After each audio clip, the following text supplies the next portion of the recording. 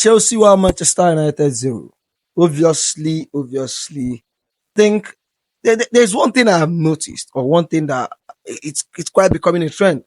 Anytime we turn up against Manchester United, or it's Chelsea versus Manchester United, no matter how shit they are, no matter how rubbish they are, no matter how bad form they are on, or bad pass they are on, they seem to find a way to like make everything hard for us. And that is exactly what they did tonight. I can't lie. That is exactly what they did tonight. Chelsea today, oh God. In the first half, let's talk about the first half. Let's talk about the lineup. I think the lineup was really, really solid.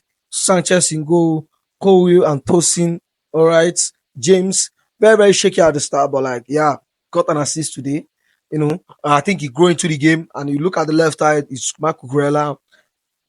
And in the midfield, we have our two usual suspects, Caicedo and Enzo Fernandez. And you look at our wing, you have Neto on the right hand side, Madueke on the left hand side, where he has been really, really good since he has played there. But today, I don't think he was that bad, but I don't really think he's good. You get me? But you know, Chelsea fans find a way to like exaggerate Madueke's performance. Like, this is Madueke, for crying out loud. He's a risk taker. He loves taking risks. But before getting to that, and then you have Tyreek George, who was in the number 9, and who was pretty much anonymous in my opinion. And this lineup, I think this was the lineup a lot of people would have gone with. I think a lot of Chelsea fans would have gone with the same lineup. You get me? But for me, I wouldn't have started James. I would have had Caicedo inverting, bring start Romeo Lavia. But anyway, the lineup was pretty much solid in my opinion. Now we get into the match. That first 20 minutes, what the hell was that?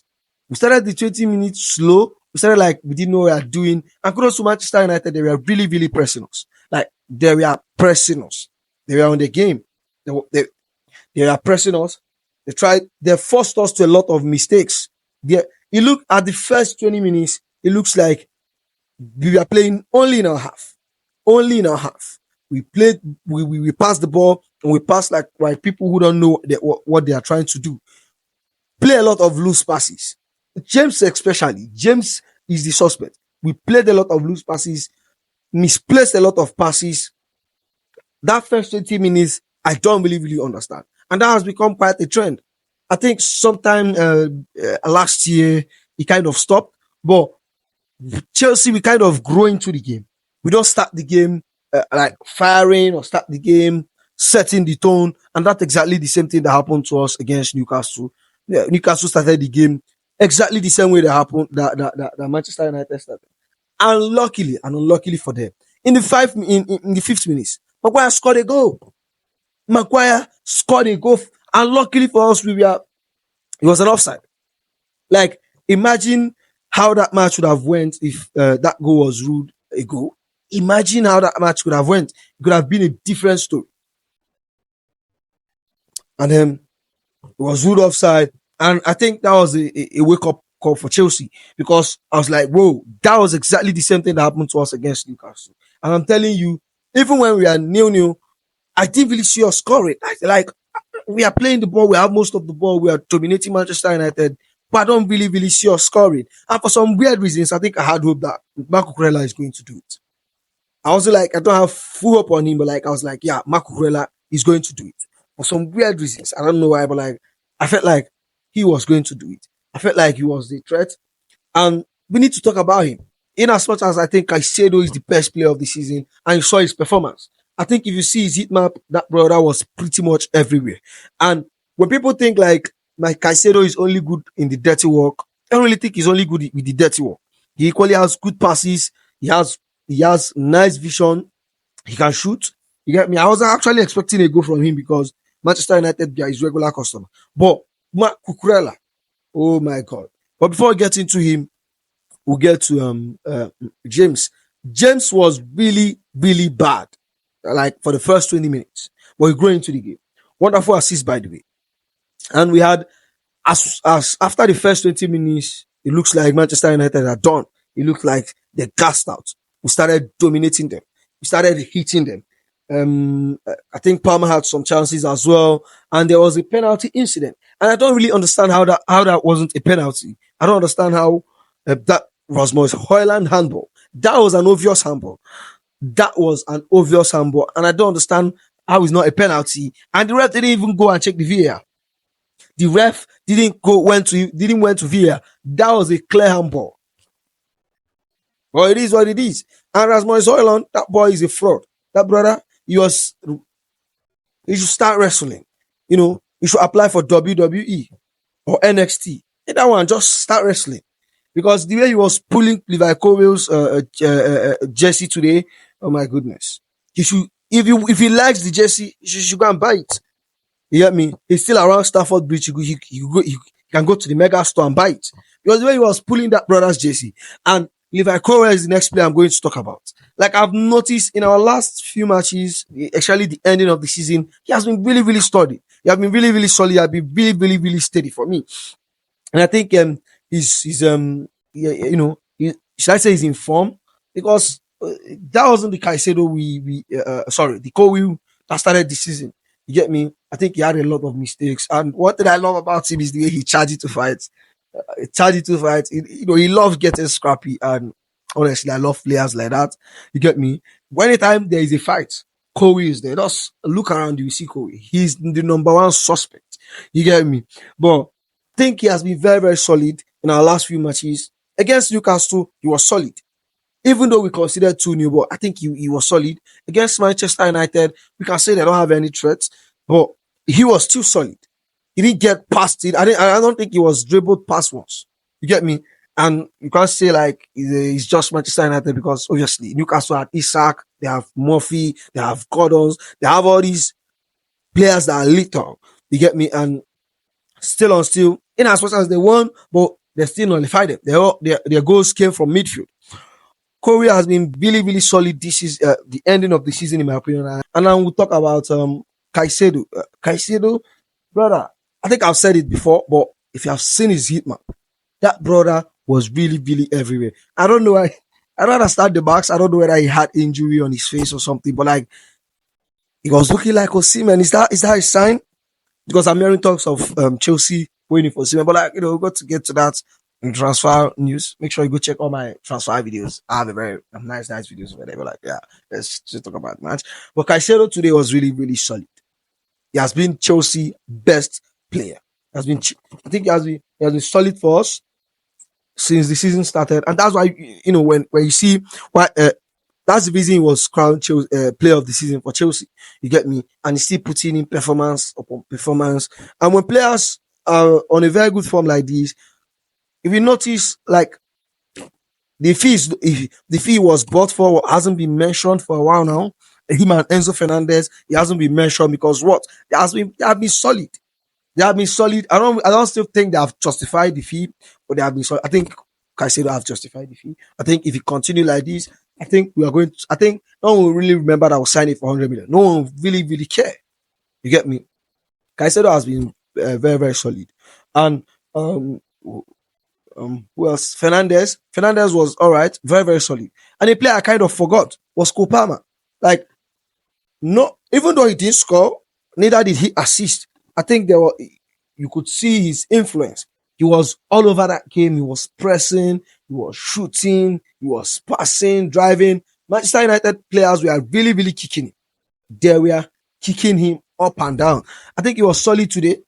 If I was really hoping he scored today, but it is what it is. He didn't score, and am I happy with the results? Maybe. I wanted like 2-0. You get me? I wanted a 2-0 win. But it is what it is. 1-0 Champions League dream is alive. But Kopama was really, really solid. If you didn't watch the match, or you didn't pay close attention, you might not really see what he did. But he had a very good performance. And then we'll talk about Cucurella. Cucurella go. Let's talk about Cucurella go. Before we get into Cucurella go, let's talk about the James assist. Brother, that the turning he did before he assisted that goal was immaculate. That was a wonderful turning. That's what you get when you have someone like James You get me? And that's why you see Chelsea fans in no matter how many times, like it's really, really frustrating seeing him go injured again and again. And there was a time he had a challenge with Patrick Dogu where he was like he fell down. I was like, what? He's done, like he's finished. And somehow he kind of stand up and he get into the game. That Tony, in as much as I think he was very, very he wasn't good in the first 20 minutes of the game. But that turning, that assist secured like he kind of wiped his record clean. You get me? And then that the way he hit that ball and something that Cucurella has been doing this season that has looked like a trend is arriving late in the box. You get me? He has done it a lot of times. This is not the first time. If you check a lot of his goals, he's always him arriving late, crashing the box, scoring. That turning and how like this is like no one talks about it. How and Rich James kind of calculated that pass and get it to that exact place at Cucurella arrived and headed it.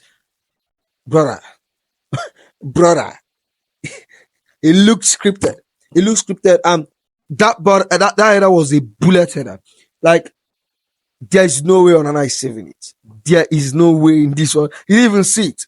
He didn't even see it. And we can equally talk about when the James shot that hit the bar. We can equally talk about it in the first half and the penalty that they didn't give us. Yeah. I'm not talking about the second one. The second penalty that wasn't a penalty. The one that Rasmus Højlund hit Coles and the second one wasn't a penalty. I think George should have been booked for diving. You get me? But Manchester United didn't really, really do much. They didn't really, really do much. I was hoping one of the players gets injured because the way they went full strength, was really, really crazy. The way they went full strength was crazy. I was like, don't you guys have a final if in the next 4 5 days? The final on Wednesday. What are you guys doing? They played their full squad. They didn't get 40 points since the season started. And then against us, you want to get your 40 points? Are you mad? You fucking mad? Then obviously they joined Tottenham, husband and wife movement, and I prayed a lot. I wanted Tottenham to win. If Tottenham had won or draw against Aston Villa, going into the last game, getting a draw would have done it. But now we have to rely on whatever that happens. We have to rely on what happens against Arsenal and Newcastle. We have to rely on what happens against Nottingham Forest and Fulham because those matches are really, really important. I have to rely against what happens against Man City and Brentford. Rely, who else? Yeah, I think is it. And then final match of the season. Now, if Nottingham Forest loses against Fulham or draws, I think going into that final day of the season, I think a draw could get us over the line. And I am see, in as much as I want Manchester United to lose the Europa, I want them to draw. I would like a draw against Aston Villa, but it's going to be really, really hard because that Aston Villa team, they have been solid. I think that they deserve to be in the Champions League. Obviously, they dropped off, made some January signing, and kind of they're back on track with their season. Getting Europa is not really, really bad. But I don't see we need that spot. We need Champions League football.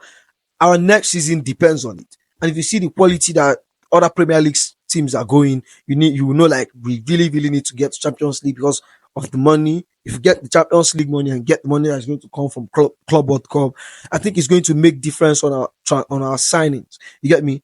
Man City and Liverpool, they are trying to get from vets. And I think this summer is going to be really, really, really solid. This summer is going to be really, I think there are going to be some heavy hitters, heavy hitting signing because last summer there was nothing, there was no killer signing, no blockbuster signing. Yeah, that's the word. No blockbuster signing was made, but like this season, a lot of blockbuster signing, a lot of teams will be signing some blockbuster signings. Yes, Man City, they need to get back after the abysmal season they have. Arsenal, I think Arsenal need to get a striker or maybe a very, very serious winger. So I see the Arsenal making some serious move. If they don't get a Gyökeres, they might get a Caicedo or Nico Williams. And Man City, they need to sign some important players. Florian Wirtz, bro. Florian Wirtz is no joke. And what's the name? Liverpool, yeah. Liverpool, with them losing Trent, I think the deal with Frimpong is almost done.